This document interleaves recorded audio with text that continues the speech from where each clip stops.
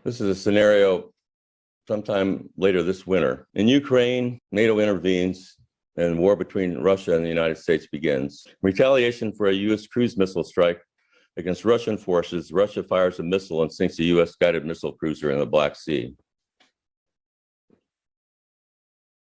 2 U.S. aircraft take off carrying B-61 nuclear gravity bombs. Nuclear detonations sink Russian ships in the Black Sea.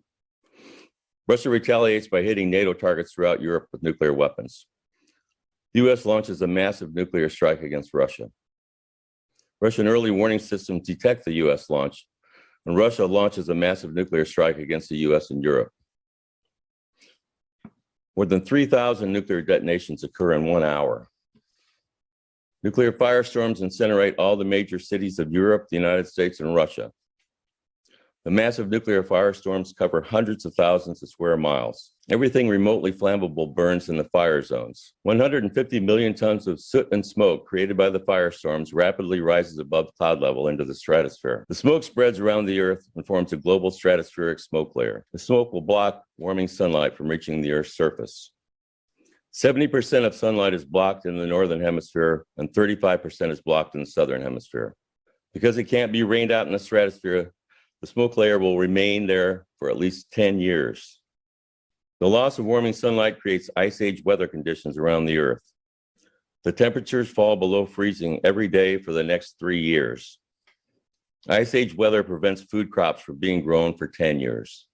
Most humans and other land animals will starve to death. This is a mass extinction event.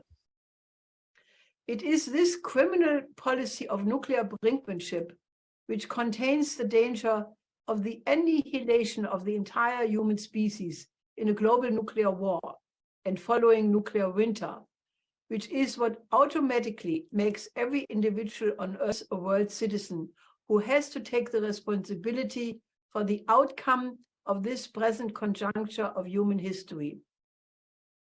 We therefore want to catalyze an international movement of world citizens who are committed to propose a new international security and development architecture, which will take into account the interest of every single country on the planet.